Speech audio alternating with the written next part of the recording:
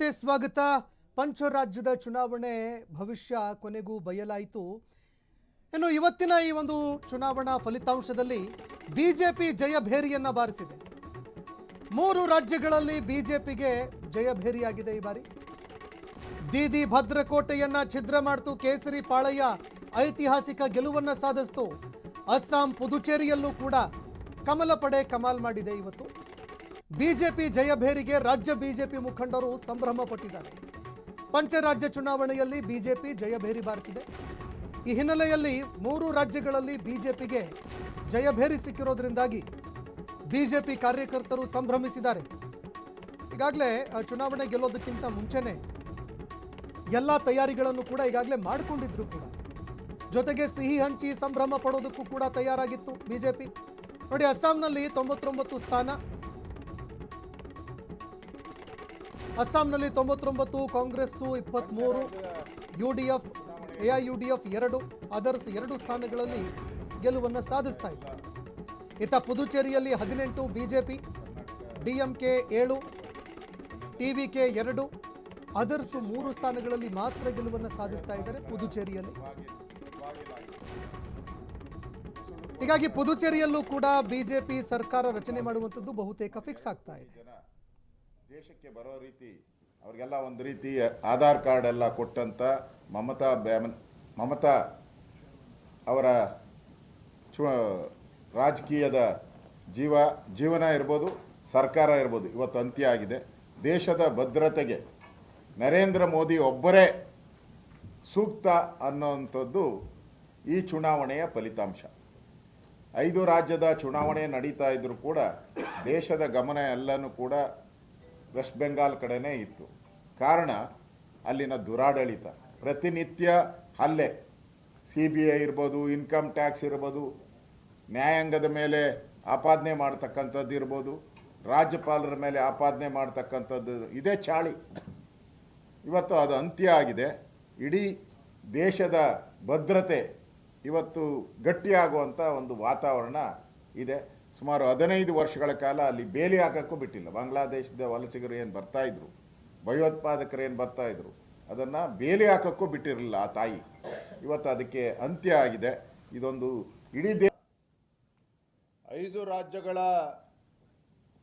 ಚುನಾವಣೆಗಳ ಫಲಿತಾಂಶ ಬಹುತೇಕ ನಮ್ಮ ಮುಂದೆ ಇವತ್ತು ಈಗಾಗಲೇ ಬಂದು ನಿಂತಿದೆ. ಪಶ್ಚಿಮ ಬಂಗಾಳ ಏನು ಮಮತಾ ಬ್ಯಾನರ್ಜಿ ಅವರು ಅಲ್ಲಿನ ಮುಖ್ಯ.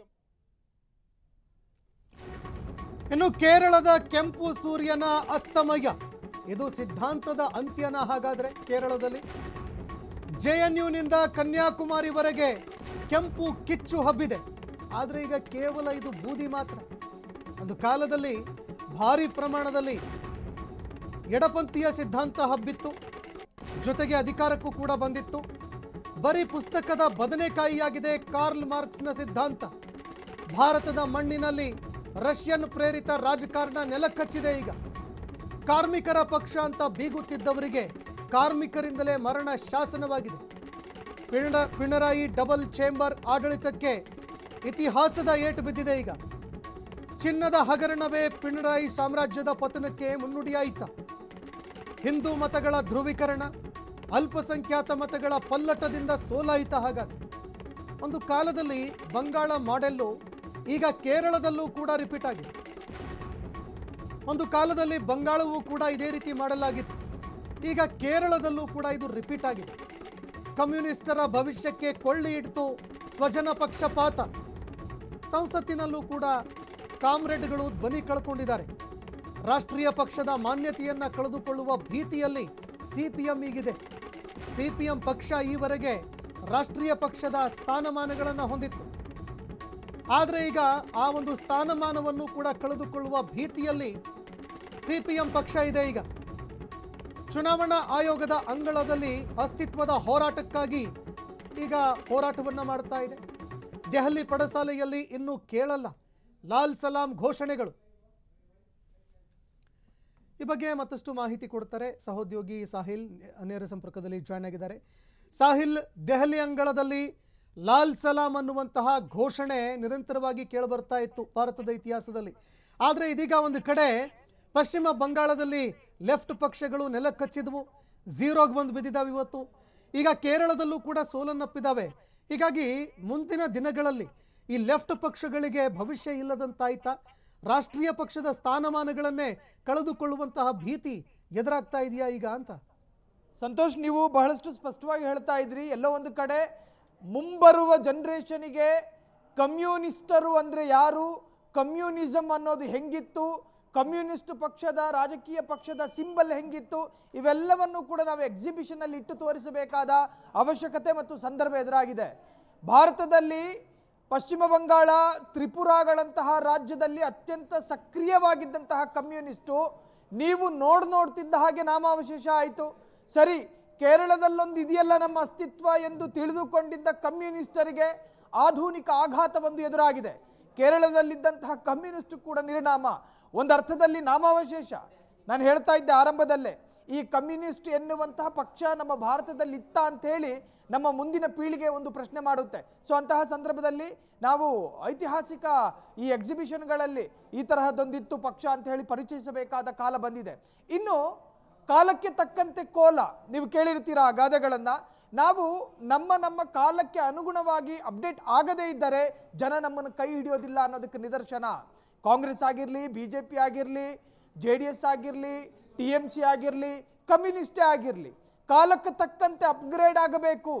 2026ರಲ್ಲೂ ಕೂಡ ನೀವು 1995ರ ಸಿದ್ಧಾಂತ ಮಾತನಾಡ್ತೀರಿ ಅನ್ನೋದಾದರೆ, 2026ರ ಏಪ್ರಿಲ್ ತಿಂಗಳಲ್ಲೂ ಕೂಡ ನೀವು 1887ರ ಶೈಲಿಯ ಭಾಷಣ ಮಾಡ್ತೀರಿ ಅನ್ನೋದಾದರೆ ಒಪ್ಪಿಕೊಳ್ಳೋದಕ್ಕಿಲ್ಲಿ ಯಾವ ಕಾಮಣ್ಣನೂ ಇಲ್ಲ, ಯಾವ ರಾಮಣ್ಣನೂ ಇಲ್ಲ. ಇದೊಂದು ಆಧುನಿಕ ಕಲಿಯುಗ. ಈ ಸಂದರ್ಭದಲ್ಲಿ ನೀವು ಕಾಲಕ್ಕೆ ತಕ್ಕನ ಹಾಗೆ ಕೋಲವನ್ನು ಕೂಡ ಬದಲಿಸಬೇಕಾಗಿ ಬರುತ್ತೆ. ಸಂತೋಷ್, ಧನ್ಯವಾದಗಳು ಸಾಹಿಲ್ ನಿಮ್ಮೆಲ್ಲ ಮಾಹಿತಿಗೆ.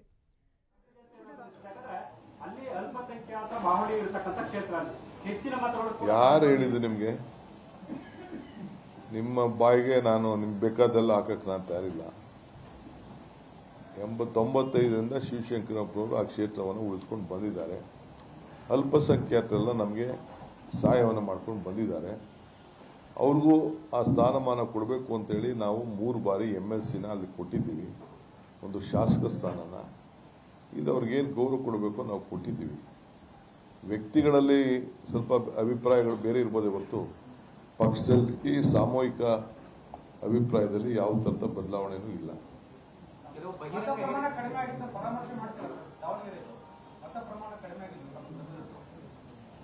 ಈಗ ಸದ್ಯಕ್ಕೆ ಏನಂತ ಚರ್ಚೆ ಈಗ ಸದ್ಯಕ್ಕೆ ಬೇಡ, ಟೈಮ್ ಬಂದಾಗ ನೋಡೋಣ ಮಾತ್ರ. ಎರಡೂ ಕ್ಷೇತ್ರಗಳಲ್ಲಿ ಗೆಲ್ಲೋ ಮುಖಾಂತರ 2028 ಪ್ಲಾಟ್ಫಾರ್ಮ್ ಬಿಲ್ಡಿಂಗ್ ನೋಡ್ತೀರಾ, ಜನರು ನಿಮ್ಮ ಗ್ಯಾರಂಟಿಗಳನ್ನು ನೋಡಪ್ಪ, ಪ್ರಶಂಸೆ ಕೊಡ್ತಿದ್ದಾರೆ ಅನ್ಸುತ್ತಾ? ನಾನು ಹೇಳಿದ್ನಲ್ಲ, ನಮ್ಮ ಗ್ಯಾರಂಟಿಗಳಿಗೆ ನಮ್ಮ ಸರ್ಕಾರಕ್ಕೆ ಭಾಗ್ಯದ ಲಕ್ಷ್ಮಿ ಬಾರಮ್ಮ ಅಂತೇಳಿ ಎಲ್ಲರೂ ಮನೆ ಬಾಗಿಲಿಗೆ ಕರ್ಕೊಂಡು ಲಕ್ಷ್ಮಿ ಮನೆ ಬಾಗಿಲಿಗೆ ಬಂದಿದ್ದಾಳೆ ಅಂತೇಳಿ ಪ್ರತಿಯೊಬ್ಬರಿಗೂ 5,000 ರೂಪಾಯಿ, 2,000 ರೂಪಾಯಿ ಭಾಗ್ಯಲಕ್ಷ್ಮಿ, ಗೃಹಲಕ್ಷ್ಮಿ, ಗೃಹಜ್ಯೋತಿ, ಅನ್ನಭಾಗ್ಯ, ಶಕ್ತಿ ಇವೆಲ್ಲ ಕೂಡ ಗೌರವದಿಂದ ನಮ್ಮ ಲೀಡರ್ಗಳನ್ನ ಸ್ವೀಕಾರ ಮಾಡಿ, ನಾನು ಹೇಳಿದ್ನಲ್ಲ, ಮಜ್ಜಿಗೆ ಕೊಟ್ಟರು, ಊಟ ಕೊಟ್ಟರು, ಕಾಫಿ ಕೊಟ್ಟರು, ಟೀ ಕೊಟ್ಟರು ಅಂತೇಳಿ ಕರ್ಕೊಂಡು ಓಟ್ ಹಾಕಿದ್ದಾರೆ. ಇದೇ ಬಾಗಲಕೋಟೆಯ ಸಂದೇಶ. ಅವರು ನಿಮ್ಮನ್ನ ಬಿಡುವುದಿಲ್ಲ, ನಿಮ್ಮನ್ನು ಇಟ್ಕೊಳ್ತೀವಿ, ನಿಮಗೆ ಶಕ್ತಿ ತುಂಬ್ತೀವಿ, 28ಕ್ಕೂ ನಿಮಗೆ ನಾವು ಕುಂಡ್ರಿಸ್ತೀವಿ ಅಂತ ಸಂದೇಶವನ್ನ ಕೊಟ್ಬಿಟ್ಟಿದ್ದಾರೆ.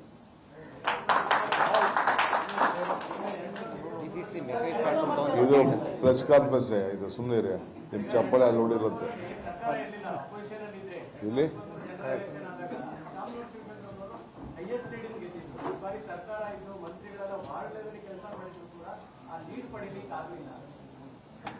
ಈಗ ಒಂದೊಂದು ಎಲೆಕ್ಷನ್ ಒಂದೊಂದು ರೀತಿ ಬರ್ತದೆ.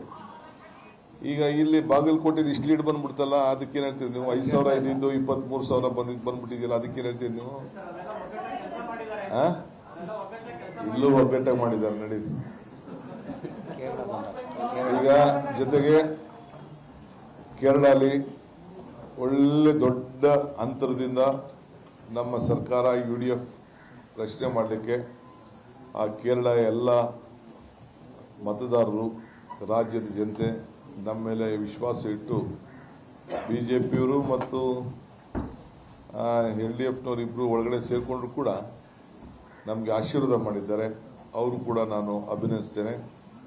ತಮಿಳುನಾಡಲ್ಲೂ ಕೂಡ ನಮ್ಮ DMK ಸೋತಿರ್ಬೋದು, ಆದರೆ BJP ಅಂಗಪಕ್ಷವನ್ನು ಅಲ್ಲೂ ಕೂಡ ಸೋಲಿಸಿ ಕಮ್ಯುನಲ್ ಫೋರ್ಸಸ್ನ ದೂರ ಇಟ್ಟಿದ್ದಾರೆ. ಅದಕ್ಕೂ ಕೂಡ ಈ ಸಂದರ್ಭದಲ್ಲಿ ಅವ್ರಿಗೂ ಕೂಡ ನಾನು ಈ ಸಂದರ್ಭದಲ್ಲಿ ಅಲ್ಲಿ ಮತದಾರರು ಕೂಡ ನಾನು ಈ ಸಂದರ್ಭದಲ್ಲಿ ಅಭಿನಂದಿಸಲಿಕ್ಕೆ ನಾನು ಬಯಸ್ತೇನೆ. ನಾನಿಲ್ಲ, ನನಗೆ ನಮ್ಮ ಪಾರ್ಟಿ ಎಷ್ಟು ಹೇಳ್ತದೆ ಅಷ್ಟರಲ್ಲಿರೋ ನಾನು ಮಿಕ್ಕಿದೆಲ್ಲ ತಲೆ ಕೆಡಿಸ್ಕೊಳ್ಳೋನಲ್ಲ. ನನಗೇನು ಪಾರ್ಟಿ ಏನು ಕೆಲಸ ಹೇಳ್ತದೆ ಆ ಕೆಲಸ ಮಾಡೋಣ ಅಷ್ಟೇ. 5 ರಾಜ್ಯಗಳ ಚುನಾವಣಾ ಫಲಿತಾಂಶ ಹೇಗೆ ವ್ಯಾಖ್ಯಾನಿಸುತ್ತದೆ? ಈ ಫಲಿತಾಂಶವನ್ನು ನೀವು ಕೆಪಿಸಿಸಿ ಅಧ್ಯಕ್ಷರಾಗಿ ಹೇಗೆ ವ್ಯಾಖ್ಯಾನಿಸುತ್ತದೆ? ಜನರಿಗೆ ಅವರ ಭಾವನೆ ಮೇಲೆ ನಾವು ರಾಜಕಾರಣ ಮಾಡಬೇಕು. ಜನರ ಭಾವನೆ, ಜನರ ಹತ್ರ ಯಾವ ರೀತಿ ನಾವು ಇರಬೇಕು ಅನ್ನೋದು. ಇದ್ರ ಜೊತೆಗೆ ಈ ಎಲೆಕ್ಷನ್ ಬಹಳ ಅಧಿಕಾರ ಕೂಡ BJP ಬಹಳ ದುರುಪಯೋಗವನ್ನು ಮಾಡಿಕೊಂಡಿದೆ. ವಿಶೇಷವಾಗಿ ವೆಸ್ಟ್ ಬೆಂಗಾಲಲ್ಲಿ, ಅಸ್ಸಾಂನಲ್ಲಿ, ತಮಿಳುನಾಡಿನಲ್ಲಿ ಎಲ್ಲ ಕೂಡ ಬಹಳ ದೊಡ್ಡ ಮಟ್ಟದಲ್ಲಿ ಅಧಿಕಾರನ ದುರುಪಯೋಗವನ್ನು ಮಾಡಿದೆ. 2,50,000 ಹೊರಗಡೆ ಸೆಂಟ್ರಲ್ ಫೋರ್ಸಸ್ನ ಹಾಕಿ ಎದರಿಸಿ ಬೆದರಿಸಿ 90 ಲಕ್ಷ ವೋಟ್ನ ತೆಗೆದಾಕಿ ಎಲೆಕ್ಷನ್ ಮಾಡಿದ್ದಾರೆ. As A political leader I should live on hope. I also live on hope. In future also I will live on hope. Of course, you see my press conference in Kerala, you see my speeches in Kerala. I was confident that we will win a margin of 2/3 majority. That was my full prediction on this election. English ಬೇಕಾ? English ಬೇಕಾ? ಎಲ್ಲರೂ ಒಗ್ಗಟ್ಟಿನಿಂದ ಕೆಲಸ ಮಾಡಿದ್ದಾರೆ ಅಂತ ಹೇಳಿದ್ರೆ ದಾವಣಗೆರೆ ವಿಚಾರಕ್ಕೆ ಸಂಬಂಧಿಸಿದಂತೆ ಕೆಲವು ಕ್ರಮಗಳಾಗಿವೆ, ಅವನನ್ನು ಹಿಂಪಡೆಯುವಂತ ಎಲ್ಲ ಪಾರ್ಟಿ ಇಂಟರ್ನಲ್ ಪಾರ್ಟಿ ವಿಚಾರ. ಕೆಲವರು ರಾಜಕಾರಣದಲ್ಲಿ ಒಬ್ರಿಗೊಬ್ರು ಸ್ಯಾಕ್ರಿಫೈಸ್ ಮಾಡಬೇಕಾಗ್ತದೆ, ಸೇವೆ ಮಾಡಬೇಕಾಗ್ತದೆ, ತ್ಯಾಗ ಮಾಡಬೇಕಾಗ್ತದೆ. ಇವೆಲ್ಲ ರಾಜಕಾರಣದಲ್ಲಿ ಇರೋದು. I don't want to still I don't know about it. I'll just make my research and let me know. Sir, your overall take on the 5 states election. As far as the 5 state of election is concerned, as far as Karnataka is concerned, I am very happy the people of Karnataka, especially in the 2 constituencies where the by-election was being held, the voters have imposed faith in us. They said they know that this guarantee is helping for their life and a good governance has been given in Karnataka. They have imposed faith that in 28, again you should come back, we will stand by you, we will support you. 28 again will be the days of the Congress party and we will have a better governance in the future for the upliftment of Karnataka. In Kerala also we are very happy. We knew that we will have 2/3 majority. They have given us a massive mandate. So they have a lot of confidence. Our guarantee, what we gave in Karnataka, has become a model for the entire country. And even BJP also copied us and all the parties copied our guarantee. And I would like to congratulate all the leaders of Kerala. Unitedly, they work together. So unitedly, the workers of the Kerala and the voters of Kerala, they shown their utmost commitment to save the Kerala from this LDF. And at the same time, we should be very happy that in South India, the entire BJP has been wiped out. This is a lesson to the BJP in the South India. Sir, in Tamil Nadu, a new party has emerged. Congress has the opportunity to have an alliance. ದಕ್ಷಿಣ ಭಾರತದಲ್ಲಿ 3 ರಾಜ್ಯಗಳ ಕಾಂಗ್ರೆಸ್ ಆಯಿತು. ಅದರಲ್ಲಿ ಮೊದಲ ಅಧಿಕಾರಕ್ಕೆ ಬಂದಂತ ಕರ್ನಾಟಕದ ನಾಯಕತ್ವದ ವಿಚಾರ ಈಗ ಸೆಟ್ರೇಟ್ ಆಗುತ್ತೆ. ಇದೆಲ್ಲ ಟೈಮ್ ಅಲ್ಲ, ಇದು ನಡೀರಿ ಮಾತಾಡೋಣ. ಇನ್ನ ಇದು ಜಾಸ್ತಿ ಊಟ ಜಾಸ್ತಿ ಓವರ್ಲೋಡ್ ಆಗ್ಬಿಡ್ತದೆ. ಆಮೇಲೆ ಮಾತಾಡೋಣ ನಡೀರಿ ಅವೆಲ್ಲ. Thank you. ಜೈ ಹಿಂದ್, ಜೈ ಕಾಂಗ್ರೆಸ್.